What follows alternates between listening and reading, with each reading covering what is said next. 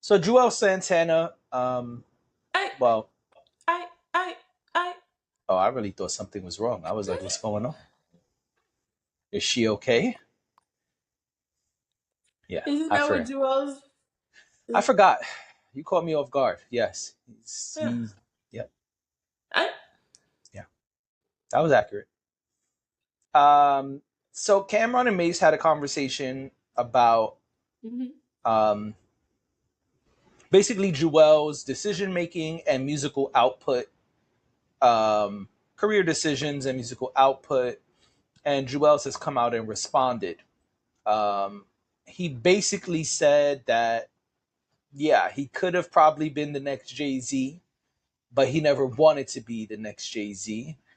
He never wanted to be the king of the city. He always liked being the quote unquote prince of the city, where he was that dude, but not necessarily interested in being the top guy. Mhm. And he said, yeah, it's true that he never put out a lot of albums, but mostly it was industry politics. And, he doesn't blame anybody else. But he does have quality music out, 9 mixtapes, 2 mixtapes out with Wayne. Um, and yeah, I thought it was interesting that they spoke about his career choices and musical output, and I thought it was more interesting that he responded to them. And so, what do Yeah. you think before I chime in? Well, I think we should just say that I think what they were saying it was a compliment to him. I think they were trying to say that he could have been so much more, and they expected him to be on par with Jay Z. I Right. believe is how they how they um how they said it.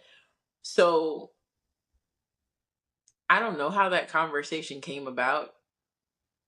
It seemed a little awkward to me. Hmm. Um, that they were having that conversation. Okay. I guess I don't know the context, and that's why I'm like, that's interesting that they stumbled upon that conversation. But fair conversation to have. Um, he doesn't sound like he feels that he took a wrong turn in his career. Hmm. He sounds more like I did what I did and I'm content with what I did and where I'm at. I know that he's had some challenges over the years. I would imagine, and I feel like maybe that's what he was alluding to when he said, my choices and things that I've done Right. contributed. So I think that he has had some challenges over the years, some legal troubles and things like that, that I'm Yeah. sure he's thinking about when he says that. Um, but nine mixtapes. Yeah, that ain't nothing to, just whatever. That's a big deal. I think he made a good point in saying that he's released a lot of music, even though it wasn't the way that we would, um, the way that mainstream music would, like, we would expect it to be in mainstream music. Hmm. But the fact that he's released that much music, and the fact that he's still very culturally relevant. I Is mean, he you don't think he is? You don't think that Dipset? today? I know dudes who still go to the concerts when they have them in Brooklyn. Okay. I mean, maybe my problem is New York bias, and I could admit to that because maybe in Atlanta ain't nobody thinking about Juelz Santana or Jim Jones, but I feel like over here they're still relevant. I think Jim is very relevant and very active. Jim has put out a lot of music, a lot of albums, and he's made splashes, noise, whatever you want to call it. But Juelz, I don't think Juelz has been putting out music and making any noise and been active. And Dipset as a whole, I don't. The only cultural relevance I've heard from them in the last couple years is when they did Dipset versus Locks for the verses. Mhm. But Well, before and after that, I don't think people were checking for them like that. well, I'm not talking about putting out new music. I just mean, do they? So you don't think that they matter anymore to the culture? Saying today, you said cultural relevance, not today. I Yeah. don't think. Oh, okay. Sure, Yeah, I hear you. I think. Listen, their heyday was when we were teenagers. Yeah, I'm not saying they're at their peak at this point. I think people still. I think when I say culturally relevant, I think people still appreciate the music that they did make and the music that they did release.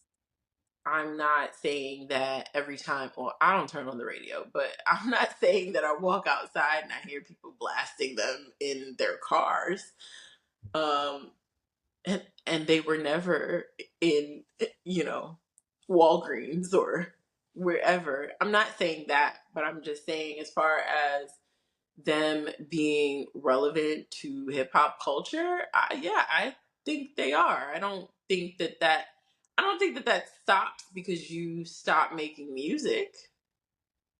Okay, but relevance indicates today.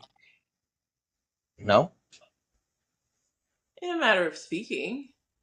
Okay, I agree that they're a hip hop staple. I'm not. I don't think there's any way around that. I think this Dipset had a huge following and was extremely important for New York during our teenage years. Um, and they made a lot of great records, a lot of great mixtapes. I'm not debating any of that. But when you said cultural relevance, I thought you were pointing to today, like people checking for Dipset today, because today there really is no Dipset. It's Jim Jones. Yeah, no, I just mean that their music still matters to people. I don't think that Okay. I don't think that they were there has been music that we liked over the years that we don't think about those people anymore. We wouldn't even be sitting here having a conversation with them. We would probably be wondering why they did why why someone interviewed them. Um there's a lot of artists that, especially in our, I would say in our younger days, that used to play on the radio and whatever, and maybe had one song that we all probably still, if we hear it today, we're like, oh my gosh. But other than that, like, we're not thinking about them, we're not considering them. I think they had enough music, they released enough music, and Mhm. they did enough. And like I said, it could be New York bias on my part, where I'm thinking bigger picture than maybe I should be, because no, I do I go, I mean, I don't go travel the country to see what people are, what matters to people in terms of music. But I'd imagine, like I said, if I went to Atlanta or I went to Houston, they're probably not talking about Dipset. They're probably not talking about Juelz Santana. They have their own hometown heroes. But I feel like he said, like he was the prince of the city or whatever. I think that makes him culturally relevant. I don't think that takes him out of that just because he hasn't put out music in recent years. So Got you. No, I agree with that. I guess I thought you were pointing more to today than yesteryear. But yeah, Dipset is a huge staple, and they've got lots of great records on all sides of things, mainstreams, B sides. They know how to make records. They were a great unit. I don't dispute any of that, and I think that's part of why people thought Juelz Santana's career was going to be so um, great, right? Because when he came out, he was the person who seemed to have mainstream appeal. He seemed to be the guy that was the young, cool kid. He seemed to be the guy who was very swaggy, as they said at that time. You know, he had a lot of style. He was kind of creating trends. And so it seemed like, oh yeah, this is definitely the guy after Cameron who we're gonna see get pushed to the forefront. But Actually, no, because as you stated, which I agree with early in your response, um, those mixtapes did not garnish him mainstream appeal. The way the music industry is set up, especially later in his career, where early in his career, yes, mixtapes were the shit. Mixtapes were a huge thing. As time passed and we got out of the early 2000s, once we hit 2010, etc., the mixtape era started dying down, and today it kind of doesn't exist. Mhm. So yeah, putting out albums became more and more important for artists who were trying to garner mainstream appeal. And I think that's kind of where the Jay-Z conversation changes, because you're not going to become Jay-Z putting out mixtapes. You're not going to be Drake putting out only mixtapes. You have to be able to put out music that will give you mainstream appeal. And so that's kind of how you reach larger audiences, right? So you're not going to be putting conversations with Taylor Swift, for example, if nobody knows who you are. And mixtape are a niche thing. And so having that niche is awesome, but that niche kind of has died down. And so if you didn't make mainstream music or create a cult like following, it was harder to stay relevant in hip hop during those years. And I think that is a big part of it. Now he's saying it's industry politics and stuff like that. I can understand that. As much as I love Jay Z, around the time that Juelz and Dipset were kind of at the top of their game, Jay Z became the Def Jam CEO. And if Juelz was signed to Def Jam, which I'm pretty sure he was, I could see where the industry politics come in, because there was a bit of a rift between Cam, Dame, Jay, etc. at that time. Mhm. So, you know, I can see what he's saying, but I also think you kind of got to decide what kind of artist you want to be. The Mhm. people who want to be Jay-Z or be Drake or be, basically what I'm saying is a popular mainstream artist, Mhm. Mhm. the type of music you make and the route that you take as an artist is a little bit different than the guy who's just trying to put out music for the hood, or Yeah. music that necessarily is not going to, I don't want to say crossover, but not have the same kind of appeal, right? Like Jeezy is a good example of somebody who makes hood music, quote unquote, but Mhm. also knows how to make music that's gonna get mainstream appeal. Yeah. um I don't think Juel's ever tried to create that balance of sorts. Mhm. Um, but I do like that he says, yo, I don't blame anybody. You know what I'm saying? I made those Yeah. decisions and I went through what I went through.